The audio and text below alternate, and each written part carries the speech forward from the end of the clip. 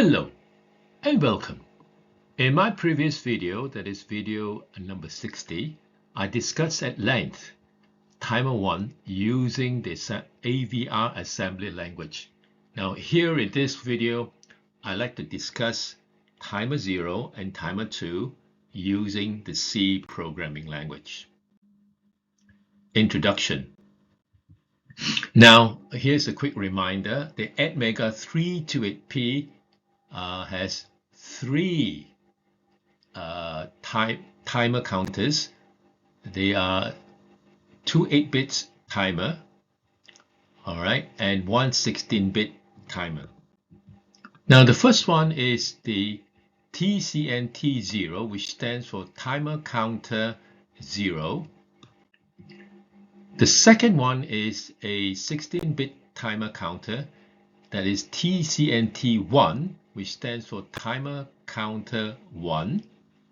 And a third one is another 8-bit timer counter, which is TCNT2, which stands for Timer Counter 2. Now, as mentioned earlier, I've covered the 16-bit timer, that is TCNT1, in video 60. That link to that video is in the description below. So in this video, I'll be focusing on TCNT0, which is an 8-bit timer counter. And then the other counter that I'm focusing on is the TCNT2, which is a 8-bit timer counter. Now here is a quick reminder of an overview of the ATmega328 microcontroller. I've taken this from the official datasheet, and basically the purpose of this is to show you where the timers are. First off is the AVR CPU, and then here are the two 8-bit timer counter, and then here we have the 16-bit timer counter. Timer registers. Now for each timer counter, there is the TCNT, which stands for Timer Counter Register, and then there is a TOV, or Timer Overflow Flag. Then there is also a TCCR, which stands for Timer Counter Control Register, and then finally there is an OCR, or Output Compare Register. Now the N here highlighted in red can be of the value 0, 1, or 2. Now here, what I've done here is I summarize all the timers counter. So this is timer 0, timer 1, and timer 2. Notice that they are basically identical. And I've taken all these, the diagram here from this book, the AVR microcontroller and embedded system using assembly and C. Now, as mentioned earlier, so each timer has a TCNT, which is here, shown here. So this is TCNT 0 for timer 0. Remember, TCNT stands for Timer Counter Register. So this is Timer Counter Register 1, or TCNT1 for timer 1. And then there is the TCNT2, Timer Counter Register 2. Then there is, each timer has its own TOV, which stands for Timer Overflow Flag. So this is just 1 bit. So this is the overflow flag for timer 0. This is the TOV1, or overflow flag for timer 1. And this is the overflow flag for timer 2. Now, when the timer overflows, any of the timer overflows, the respective TOV flag will be set.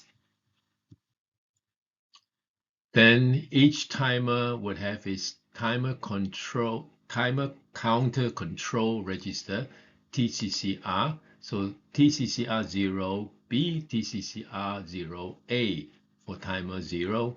This is TCCR 1B, this is TCCR 1A for timer 1. And this will be TCCR 2B, this is TCCR 2A for timer 2.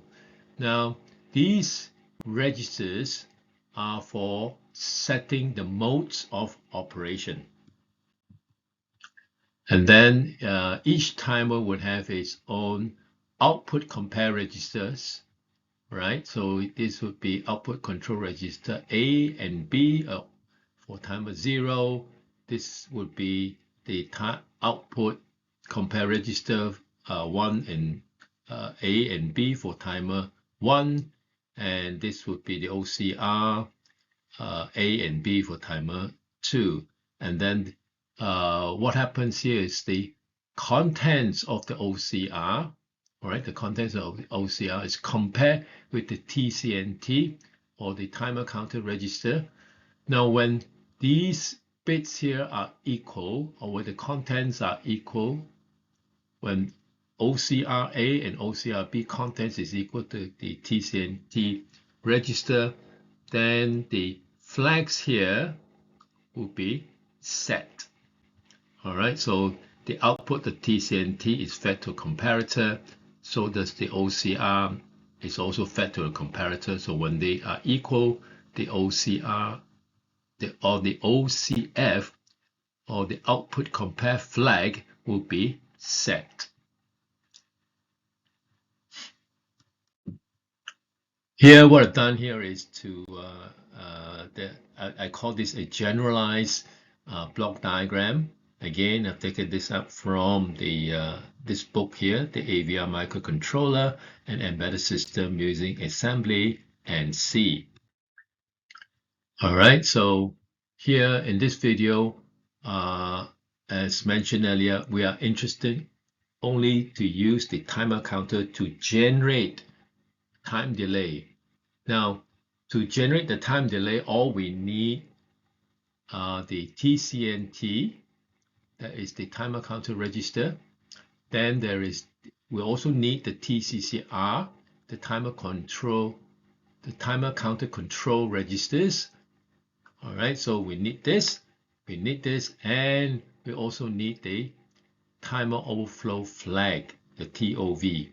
So these are the three registers that we need, or rather in this case it's just 1 bit, and so that's all we need to generate the time delay. Okay, so here I would like to take a more detailed look at these register. So here is the TCNT0, that is the timer counter register 0, and this are the details here. These are the bits in the TCNT0.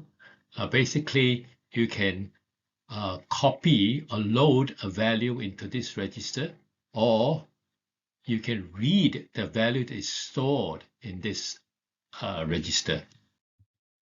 For the timer 2, the timer counter register 2, or the TCNT2, is the same. You can copy or load a value into this TCNT2 register, or you can read from this the value from this register. And here is the timer 0, timer counter control register 0B. That is the TCCR 0B. And please take note of the bits here, the first 3 bits here. This is CS00, this is CS01, and this is CS02. Why do I highlight this? It's because using these 3 bits, you select the pre-scaler. All right, that is only available for the TCCR0B register. All right, the A is a different story, which I'll not go into that register here. Here is the timer 2 TCCR register 2B. Again, take note of the CS20, CS21, CS22, and these are used to select the pre-scaler for timer 2. Now, in addition to the TCNT and the TCCR, we also require the TIFR, that is the Timer Control Interrupt Flag Register. All right, and this is closely linked to the Timer Overflow Flag, the TOV. In fact, this TOV is in this register, as shown here. So for timer 0 and timer 2, this is the TIFR 0, and this is the TIFR 2, and the TOV, the timer overflow flag, is bit 0 in these registers. All right, so the timer the overflow flag bits here, they are set to a 1 when there is an overflow occurring in the timer counter 0 and the timer counter 2. All right, so when there is an overflow, let's say for timer counter 0, then this flag will be set. And if there is an overflow in the timer counter 2, this flag here in the TFR2 will be set. Now, here I want to show you how to calculate the maximum delay that a timer 0 can generate. Now, this calculation applies to timer 2.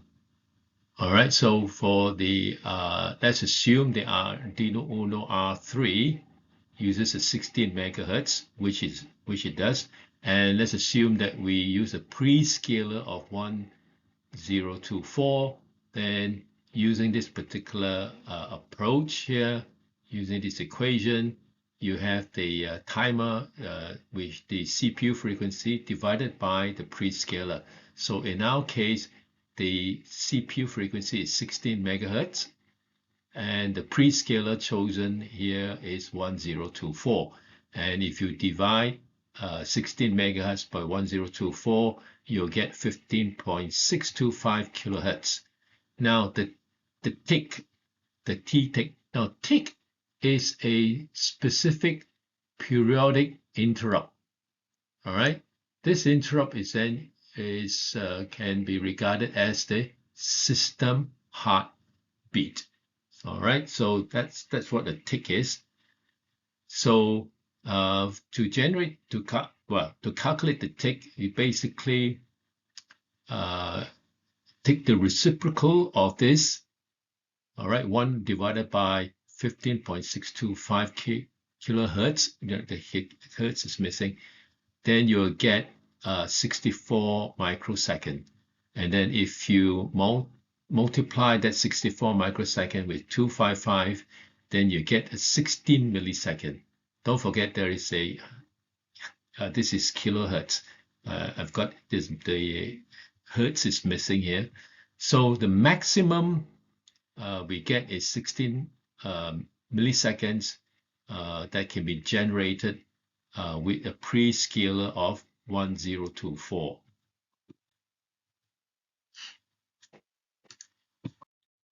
Right. Obviously, the 16 milliseconds is a little bit too short, though. So how many times should the timer overflow to generate a delay of approximately 1 second? Now, how do we generate a longer delay? Like, for example, here is 1 second. So basically, I set up a variable called timer overflow count. So this is a variable. And so we take the 1 second divided by the 16 milliseconds that we've gotten earlier. and we get 62.5. All right, now that is approximately 63 times. So the timer overflow flag has to change 63 times. So we have to let the counter overflow 63 times. That would give us a 1 second delay. Programming timer 0. Now here are the steps to program timer 0. So the first thing to do is to load TCNT 0, that is timer counter register 0 with this hex value 00, and then set CS00, CS02 bits in the TCCR0, that is the timer counter control register 0. When these two bits are set, it will start the timer. Next, we should have calculated the tick time as discussed earlier using a prescaler value of 1024. And then we monitor the timer overflow flag 0, TOV0, in the TIFR0, that is the timer counter interrupt flag, to check if the timer has overflowed.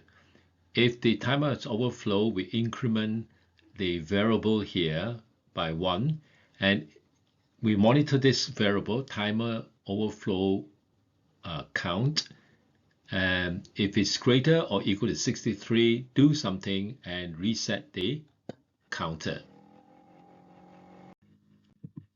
Now, in real terms, this is the code. So here we have these two include directive plus this define directive that says that we're using a 60 megahertz clock. Then I define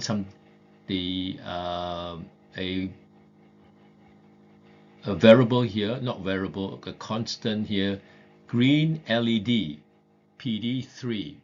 Now PD3 is port D bit 3. Now on the Arduino board, this would be pin 3. All right, and then in the main program, we declare, or rather we set the timer overflow count, or timer 0 overflow count to 0. This is a variable to count the number of times that the timer 0 overflows. Then we set port D as an output here, and then we initialize port D, and then we set the timer or load the value 0 hex decimal here, but in my earlier explanation that would be 00 hexa, which is this one here. Then we set the prescaler, so CS00 and CS02 will be set to 1 to select a prescaler of 1024. Now this diagram here will show the prescaler available for timer 0. Here we have D0, D1, D2, that is the bits here, and D0, which is this one, which is CS00, then D1 is CS01, and then D2 would be CS02. So to select a prescaler of 1024, we need to set this bit here and this bit here. Hence, we set CS02 and CS0020 Then this would be the main part of the program. This will clear the overflow flag, and this will increment the overflow flag if the overflow occurs, and then check for the overflow flag, this variable here, timer 0 overflow count. All right, and then it will toggle the LED here, and then once that is done, if it's equals to 63 or greater than 63, we reset the timer 0 overflow count back to 0 to start the whole process again. Now, programming timer 2. here are the steps. Now, if you look closely, it's identical to the programming timer 0, except the bits here. Here for timer 2, we are selecting CS20. Sorry, we are setting CS20, CS21, CS22 bits in the TCCR. That is the timer counter control register. All right, so these 3 bits have to be set because we are selecting this pre-scaler of 1024. Again, we monitor the overflow flag, check for the how many times the overflow flag has overflowed. All right, so basically it's identical except for this bit here. And if you look closely at the code here, it's almost identical except for this bit here, this line here where the pre-scaler is selected. These 3 bits here, CS20, CS21, CS22, they are set to a 1 to select a pre-scaler of 1024. And here is the table. Again, is almost identical. In fact, it's identical to the one that we had seen earlier. This is for timer control register 2. All right, so D0, D1, D2 represent CS22, CS21, CS20. So to select 1024, we need this pre-scale. To select a pre-scaler of 1024, we need to set these 3 bits to 1s. All right, like this shown here. Now, basically, what I've done here in this is to show you the difference between the 2 register. That is the timer control register 0 and timer control register 2. And for notice for timer 0, there are only 4 selectable pre-scaler. The one that is missing is the 32 and 128. This is not available for timer 0. Where else this is available? Where else the 32 pre-scaler and the 128 pre-scaler is available in timer 2. All right, so that's the only difference. Again, this is identical to the one that we've seen. This part of the code is identical to the one that we've seen earlier. Now we'll go on to the code demonstration. Hardware. Now, before we get to the demonstration part of this video, let's take a look at the hardware setup. So I have an LED here, and the anode of the LED is connected to pin 3 on the Arduino Uno. That would be port D bit 3 on the ATmega328. Then the cathode of the LED is connected to a 220 ohm resistor, and the other end of the resistor is connected to the ground of the Arduino board. And here is the wiring diagram for this particular hardware setup. Demonstration. For this demonstration, I will be using the code written for timer 2. Remember that the code for both timer 0 and timer 2 are almost identical except for the selection of the pre-scaler. Okay, so this is the ATmega Studio 7. I've uploaded the code here. I'm not going to go through this code in detail at all, as we have done, as we've gone through this in detail earlier. So basically, here are the directive. Here's the define directive to define PD3. with the green LED, and here's the setup here. All right, this is to set this one here is to set the port D as output mode. This is to initialize the whole of port D to 000 hexa, and this is the control register. We load it with 00 hexa, and this part here, this is the part here I just want to highlight. This is the part here that will set the prescaler. The prescaler that we're using is 1024.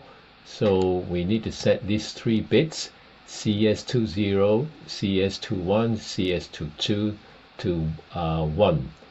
So discussed that earlier, and here it will monitor the overflow flag and the number of times that it overflows. All right, so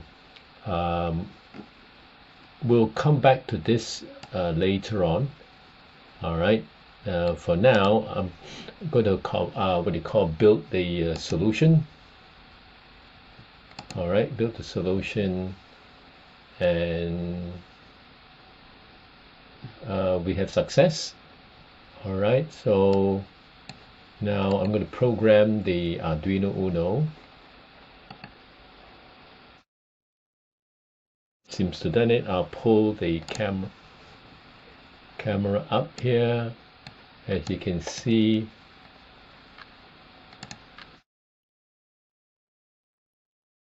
the green LED is blinking.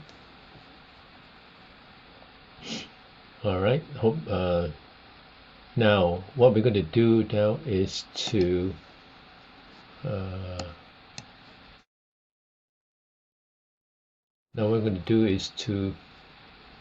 change this. We'll take this out. So now we're setting CS20 and CS22, and that will give us the 128 prescaler. All right, so let's see the effects of this. So we'll go to since I've made changes to it, I'll save it and then rebuild it. All right, so now I'm going to upload the code to the Arduino Uno. As you can see, the LED now is blinking a lot faster. All right, so let me just put this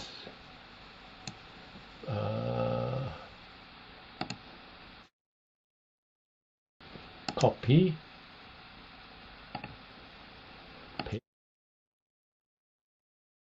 this back to a CS21. So that will be a prescaler of 1024. Let's build the solution, upload the code, and we see that the LED now is blinking a lot slower. That is 1 second delay in between the switching on of the LED. All right, okay, so that's it for this demonstration.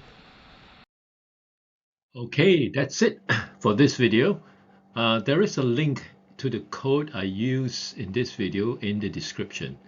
Now, thanks for watching, and I'll see you in next video. Bye.